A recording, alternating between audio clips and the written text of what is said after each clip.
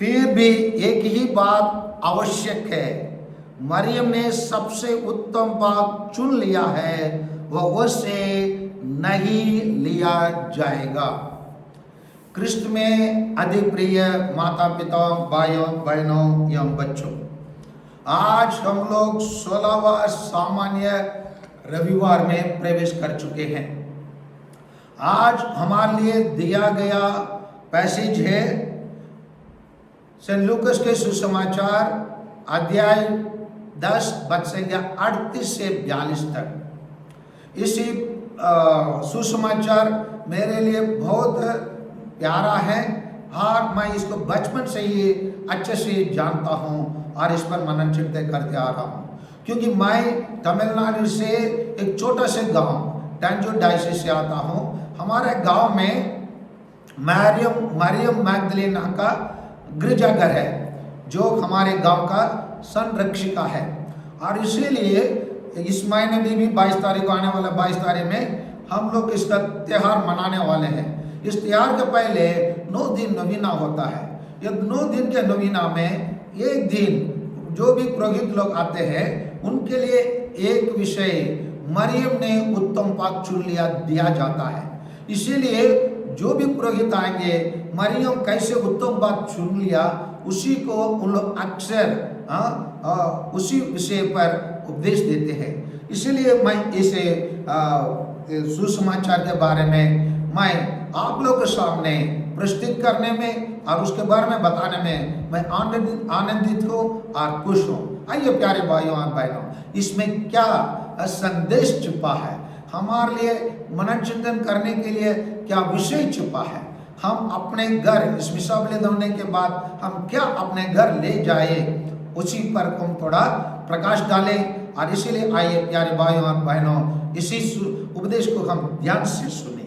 यहाँ इसी प्रकार कहलाया जाता है, ईसा यात्रा करते करते एक गांव आए और मार्था नामक महिला ने अपने यहाँ उनका स्वागत किया। उसके मरियम नामक एक बहन थी जो प्रभु के चरणों में बैठकर उनकी शिक्षा सुनती रहे। अभी मार्था एक काम कर रही है, मरियम एक काम कर रही है।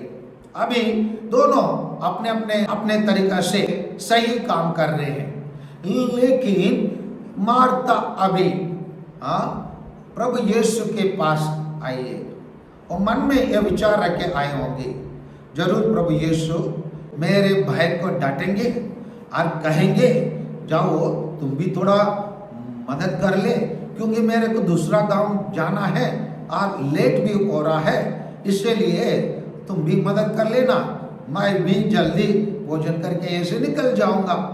यही मार्था के मन में यह विचार रहे होंगे।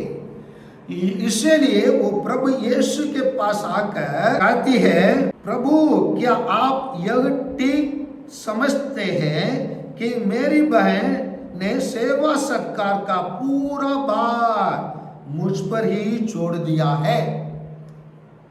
वो समर्थन मांग रही है, इसलिए वो कहती है क्या आप यह ठीक समझते हैं? हम और मार्था एक ही साइड में है। हम लोग सोचते होंगे जरूर प्रभु यीशु मरियम को डांटना, जाओ जाओ तुम भी मदद कर लेना बोलना था, है ना?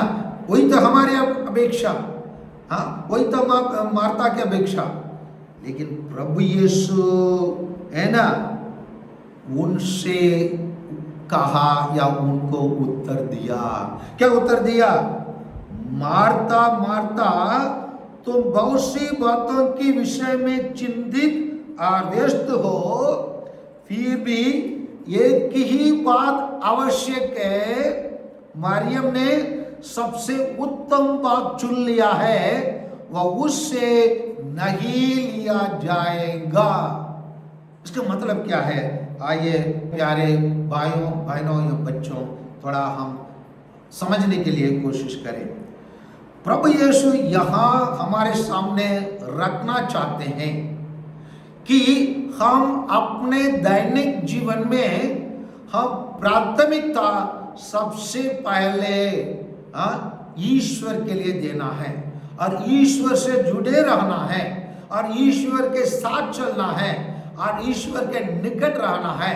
और आध्यात्मिक साधन के लिए दुनिया की चिंताओं से, दुनिया की चीजों से हम दूर रहकर या उसको बाद में, पहले ईश्वर के प्राथमिकता देने के बाद सांसारिक कार्य करने के लिए हम प्रभु यीशु आज हमको बुलावा देता है। और ये बुलावा कैसे है? आकर हम प्रभु यीशु के चरणों में बैठकर उनकी बातों को सुनना, उनके बातों पर ध्यान देना। क्यों प्रभु यीशु के चरणों में आकर बैठना है? इसी को हम लोग मत्ती के सुसमाचार अध्याय 11 और वचन संख्या 29 में हम लोग बार बार हम चुन चुके हैं। आज जानते हैं, धक्के मारने और बोझ से दबे हुए लोगों, तुम सभी मेरे पास आओ, मैं तुम्हें विश्राम दूंगा।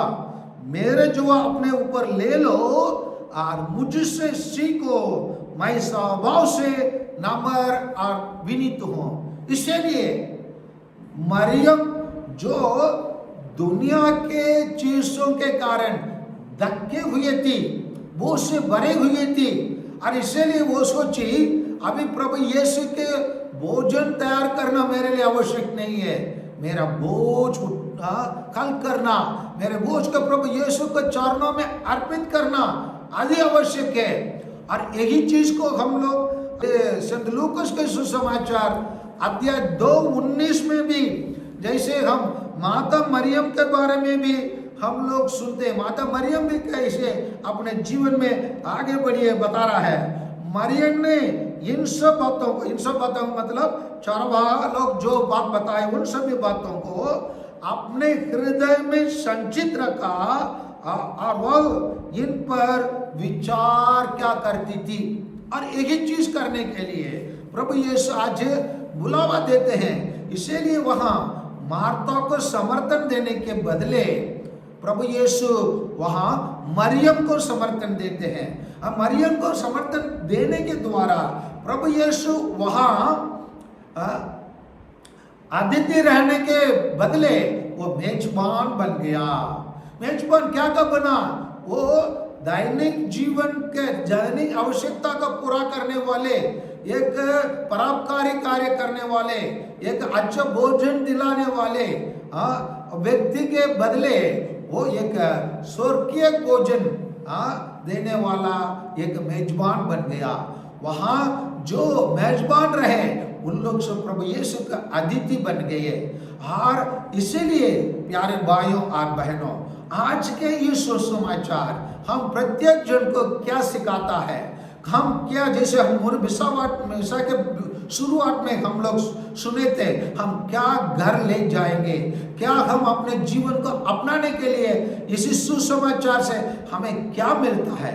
यहाँ हमें प्यारे भाइयों और बहनों बहुत गंभीर बात मिलता है, बहुत अति आवश्यक चीज हमारे जीवन में, जो मूल चीज, बुनियादी चीज जो हमारे लिए आवश्यक है, वो चीज हमको हमारे जीवन में मिलता है। वही है, हम अपने जीवन में, हमारे जीवन में, दैनिक जीवन में बहुत सारे चिंताओं, बहुत सारे काम, मैनुअल काम करने के लिए, और इसके बाद ये, इसके बाद वो, इसी प्रकार जरूर आता है। इसी कारणवश हमारे ईसाई भाई बहनों में बहुत सारे लोग इतवार के दिन भी ऑफिस चले जाते हैं और एससीएल में काम करने के लिए चले जाते हैं, और कई यात्रा करके चले जाते हैं और मिसा बलिदान में भाग लेना भूल जाते हैं, या मिसा बलिदान का दूसरा स्थान दे देते हैं, प्राथमिकता नहीं देते हैं। इसलिए प्रभु यीशु यहाँ मार्था को समर्थन देने के बदले मरियम को समर्थन किया। मरियम को समर्थन इसीलिए भी किया, प्रभु यीशु एक रबानिक नियम को, मूसा के एक नियम को यहाँ परिवर्तन करते हैं क्योंकि मूसा के नियम के अनुसार एक रबी के सामने, एक शास्त्री के सामने केवल पुरुष लोग एक शिष्य बनकर उनके चरणों में बैठकर शिक्षा सुन सकते हैं, लेकिन प्रभु यीशु उस नियम को तोड़कर स्त्री लोग भी प्रभु यीशु के चरणों में बैठकर उनके शिक्षा को ग्रहण कर सकते हैं बोलकर प्रभु यीशु यहाँ स्थापित करते हैं, एक नया नियम लागू करते हैं। और साथ के साथ यही बताते हैं जो लोग मरियम के समान कार्य करते हैं उन लोग अपने जीवन में उत्तम भाग को चुन लेते हैं। हम सब जानते हैं ये इंग्लिश में 3 डिग्रीज ऑफ कंपैरिजन है, एक पॉजिटिव डिग्री, एक कंपैरेटिव डिग्री, एक सुपरलेटिव डिग्री। हम लोग जो भी अपने जीवन में हम करते हैं वो सब पॉजिटिव डिग्री होगा, कंपैरेटिव डिग्री होगा।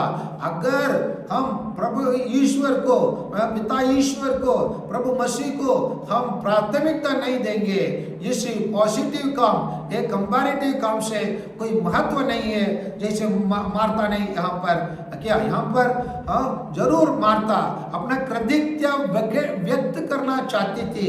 अपने भाई को प्रभु यीशु ने जिलाया, पुनर्जीवित किया और प्रभु यीशु उनके घर में आए, इसीलिए वो अपने आप को एक अच्छे हॉस्पिटैलिटी करने वाला, परोपकारी कार्य करने वाला, भाईचारा का कार्य करने वाला एक स्त्री के रूप में स्थापित करना चाहिए।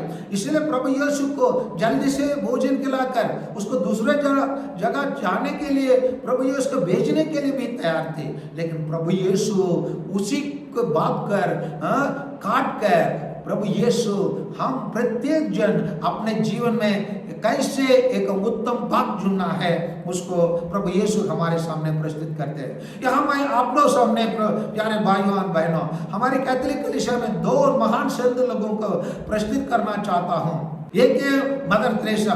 मदर तेरेसा कहीं जहाँ भी वो कॉन्वेंट चालू होने के पहले उस ये प्रभु यीशु को टबरनाकल के सामने, इसी मंजूसा के सामने, इस संदूक के सामने घुटने टेककर प्रार्थना करते थे। उसी प्रकार कहीं भी बाहर निकलने के पहले, कोई भी कार्य शुरू करने के पहले, कोई भी व्यक्ति से मिलने के पहले वो सबसे पहले वो जाएंगे टबरनाकल के सामने घुटने टेककर प्रार्थना करने के बाद वो अपना कार्य शुरू करती थी।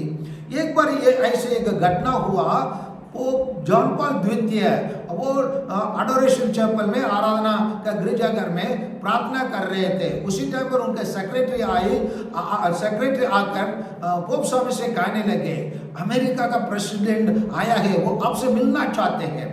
अब उन्होंने बताया अगर वो प्रेसिडेंट है तो उतना महान व्यक्ति है तो उस महान व्यक्ति के लिए मेरे लिए और थोड़ा 2 मिनट प्रार्थना करने की आवश्यकता है, तब तो मैं उनके पास जाकर सही बात कर पाऊंगा और सही विचार मेरे से बात करने के लिए मेरे लिए आएंगे। बल्कि वो और 2 मिनट घुटने टेक प्रार्थना की है। यही है प्यारे भाइयों और बहनों हमारे जीवन में उत्तम बात, और इसी चीज को हम अपने जीवन में करना है।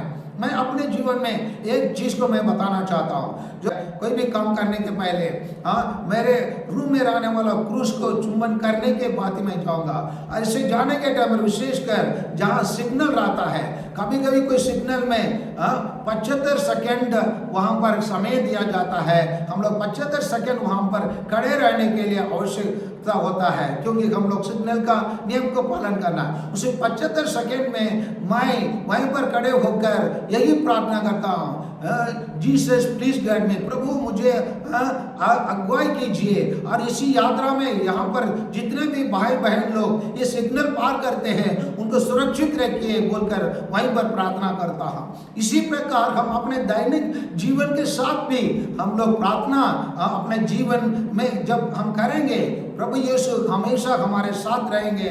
जैसे उन्होंने स्वयं कहा, जाके माता मेरे पास आओ, मैं तुम्हें विश्राम दूंगा, और मुझे से सीखो, मैं स्वभाव से विनम्र है। और जैसे माता मरियम ने अपने जीवन में सभी चीजों को संचित रखा, अपने हृदय में रखकर उसमें मनन चिंतन किया, क्योंकि प्रभु यीशु का वचन सक्रिय जीवन है। वो सक्रिय जीवन वचन हम पर निवास करेंगे, हम पर रहेंगे, हम भी प्रभु यीशु के समान कार्य कर सकते हैं और हम भी मरियम के समान प्रभु यीशु के चरणों में बैठकर प्रभु यीशु के वचन को हम ग्रहण कर सकते हैं और प्रभु यीशु आपसे मुझसे कह सकते हैं, हाँ, हम सब उत्तम पाक चुन लिया है। आमीन।